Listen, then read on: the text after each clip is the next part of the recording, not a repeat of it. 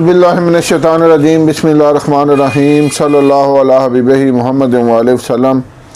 अस्सलामु अलैकुम वरहमतुल्लाहि वबरकातुहू। उम्मीद है कि आप हज़रात खैरियत से होंगे। अल्लाह रब्बुल आलमीन से दुआ भी है कि अल्लाह ताला मुझे और आपको खैरियत से रखें।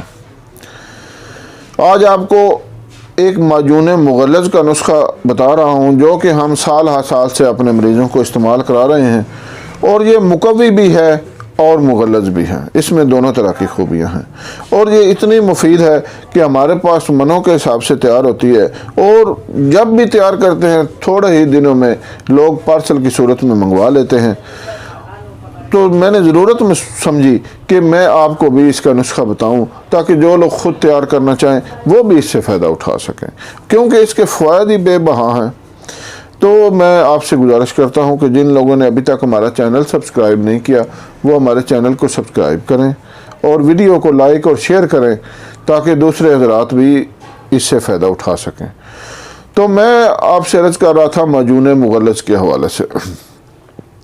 ये हमारा बहुत पुराना नुस्खा है और हाँ अल्हम्दुलिल्लाह सैकड़ों नहीं बल्कि हज़ारों मरीज़ इससे फ़ायदा उठा चुके हैं, क्योंकि ये मुकव्वी बा भी है और मुग़ल्लज़ भी है। इसमें दोनों तरह की खूबियाँ हैं।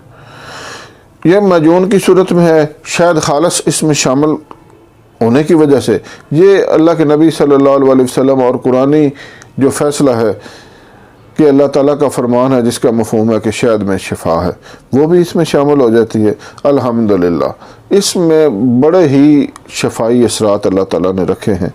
मैं आपको बस क्या गिनवाऊँ। कुव्वत बा में इजाफ़ा करती है, मनी को गाढ़ा करती है, मनी की पैदाइश में इजाफ़ा करती है। जिन लोगों के जरासीम नहीं हैं वो देखेंगे कि हमारे जरासीम बहुत ज़्यादा बढ़ चुके हैं। जिन लोगों के टेस्ट करवाते हैं तो जरासीम कम निकलते हैं, वो खुश हो जाएंगे अल्हम्दुलिल्लाह। जिस्म में एक नई जान आ जाएगी, जिस्म ताकत से भर जाएगा। बंदे का दिल करेगा कि मैं दीवारों को भी मुक्के मारता फिरूं। ये एक ऐसी शफाई असरात और ताकत वाली माजून है। इसका नुस्खा मैं आपके सामने पेश करता हूँ। आपने लेनी है मस्त की रूमी 10 ग्राम और पिस्ता के दरख्त की गूंद वो लेनी है 10 ग्राम, गूंद कतीरा 30 ग्राम, तबाशीर 30 ग्राम, और उसके बाद दाना इलायची खुरद 30 ग्राम, दारचीनी 30 ग्राम, गूंद कीकर 30 ग्राम, सालम मिस्री असल वाली लें 30 ग्राम, मगज़ चलगोज़ा 60 ग्राम, नारजील यानी गिरी 100 ग्राम, मगज़ बादाम 120 ग्राम, शहद खालिस आपने लेना है तकरीबन 1.5 किलो। अब होता यह है कि तमाम दवाइयाँ भी अच्छी मिल जाती हैं, लेकिन लोग जब शहद ना खालिस डालते हैं तो दवाई का बेड़ा गर्क हो जाता है। आप कोशिश करें कि दवाइयाँ भी किसी अच्छे पंसार स्टोर से लें और शहद खालिस खुद उतरवाएं पास खड़े होकर, ताकि ये यकीन हो कि शहद खालिस है। उसके बाद ये दवाई बनाएं। यकीन करें कि आपको ये दवाई आपके सारे मसाइल से निजात दिला देगी इंशाअल्लाह। अल्लाह रब्बुल आलमीन के फजल करम से इसमें इतने ज़्यादा असरात हैं। आपके अगर जिस्म में दर्द रहता है तो अल्हम्दुलिल्लाह चंद ही दिनों में दर्द भी दूर हो जाएगा। आपको कुव्वत बा की कमी है तो वो भी इंशाअल्लाह ठीक हो जाएगी।